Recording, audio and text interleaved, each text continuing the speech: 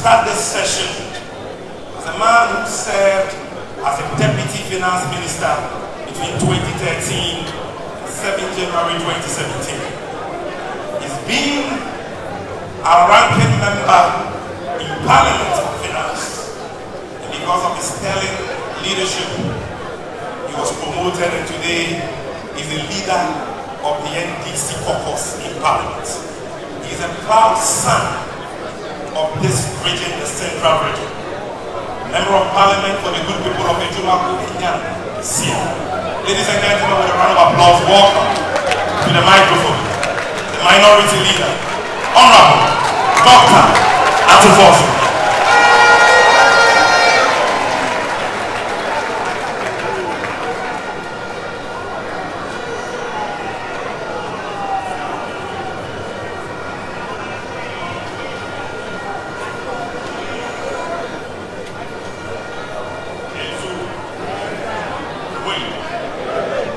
Fellow countrymen and women, you have just listened to the leader in the front runner of the great NDC, God willing, the next president of the Republic of Ghana.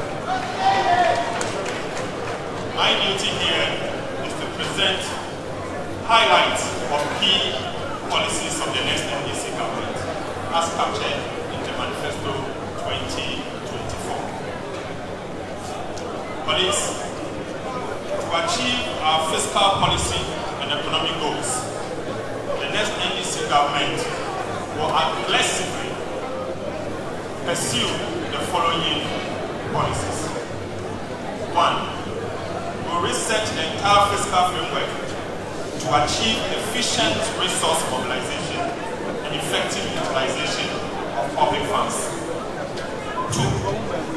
We will shift from the over-concentration of the macroeconomy to the microeconomy, where investment in the real sector will anchor sustainable macroeconomic environment and economic growth. We will implement an enduring economic policy to build sustainable economic buffers to stabilize and cushion the Ghana city. We will undertake a number of reforms. First is the value-added tax reform, VAT reforms. Currently, Ghana's effective VAT rate is about 22%. In fact, the highest in Africa. This is because get fund levy of 2.5%, national health insurance levy of another 2.5%, and COVID levy of 1% are all added to the statutory VAT rate of 15% for the final determination of the value-added tax. Businesses are not allowed to deduct their input VAT for NHIL, Get Fund, and COVID levy. Aside the high effective VAT rate, Ghanaians are compelled to pay 3 and 6% of flat rate for VAT purposes. This effectively defeats the key principles of the input-output of the value-added tax regime. In fact, some businesses are now unable to cope with this high tax regime, and as a result, they are relocating from Ghana to places like Togo, Benin, Cote d'Ivoire, and Nigeria. It's also a fact that this is part of the reasons why some of our citizens, particularly professionals, are migrating out of our country in droves in search for greener pastures.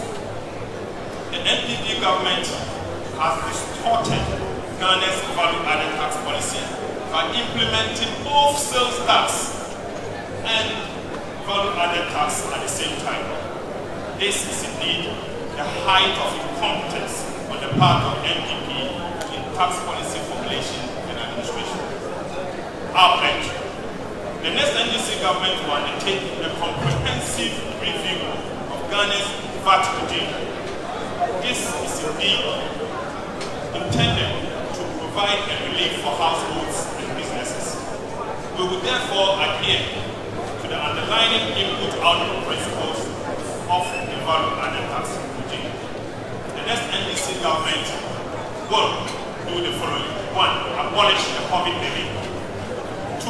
Will reverse the decoupling of the Get Fund NPL to COVID levy from the value-added tax system. Will reduce the effective VAT rate from the 22% to a variable limit. Will reverse the VAT flat rate and will upwardly adjust the VAT registration threshold to exempt micro and small businesses from the collection of value-added tax. We will improve VAT compliance through public education and awareness. Aside the VAT reforms, we will also undertake a public debt management reforms. In fact, to restore confidence in Ghana's economy and the capital market, and to prevent a repeat of President Akufo-Addo and Vice President Bawumia's reckless and excessive borrowing that resulted in crude and painful haircuts, the next NDC government will establish an independent public debt management office to ensure effective public debt management.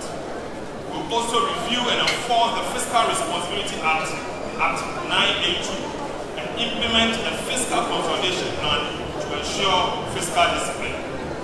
We will also implement a deliberate policy to build sustainable economic buffers to cushion and stabilize the Ghana city.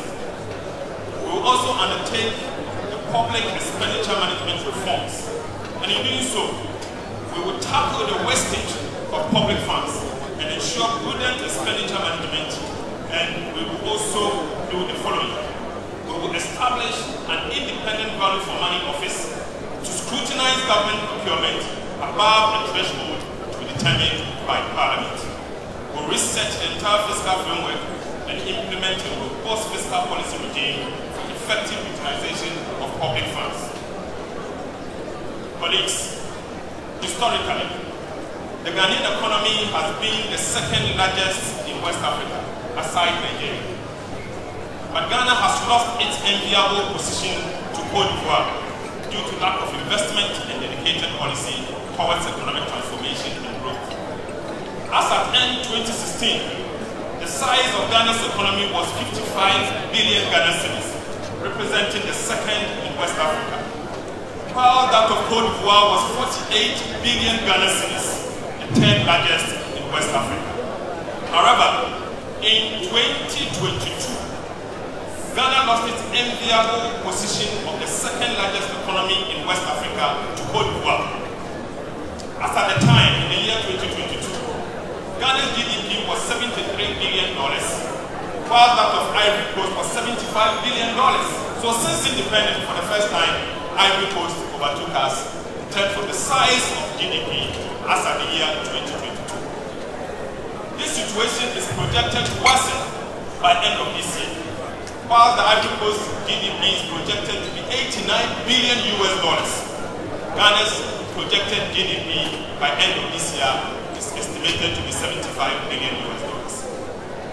Honorable members and colleagues, in order to reverse this downward trend, the next NDC government will introduce and implement a $10 billion big push. This big push is aimed at driving the needed focus and investment for economic growth and transformation. The big push will be a major economic policy of the next NDC government with 4 key economic growth goals. First is the Western Corridor Economic Enclave project. And second is the Eastern Corridor Golden Growth Agenda. Third is the Transformational Road Transport Plan. And the fourth is the Cocoa and Palm Economic Growth Regulation Program. Ladies and gentlemen, the NPP government has been a monumental failure. They have destroyed our livelihood. They have indeed driven our economy aground. They have collapsed Ghana's cocoa sector.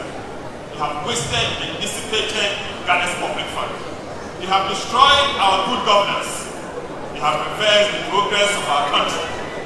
They have delivered crude and painful haircuts across the board. They have corrupted the moral fiber of our dear country. And of course, they have implemented the Japanese state capture plan. let me say, fellow countrymen and women, that the time has come for us to come together to restore our country and reset our country. Many of them got a phone.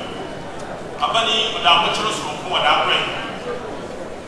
Abani, wait to me. You die. If you may new home, you grant in your man here, it is just what you do my year. Yaraka Sicilian, serious company with Arabian. I'm a butcher cassava. I have to slow me then. Abani or to learn cassava to me, young lady. Maybe I was a gun option. Some back home, I'm back up President Mahamad. I'm back ya Trevor, young sister, young mammy, Professor Nana Jane, who quite man. They are young papa, my President John Mahama. Many are known, I'm watching or making significant. I have to slow one day, more 150 months. Mamma, the NDC party, the party work with your one in NDC party. In Britaraba, money, I have to slow me now.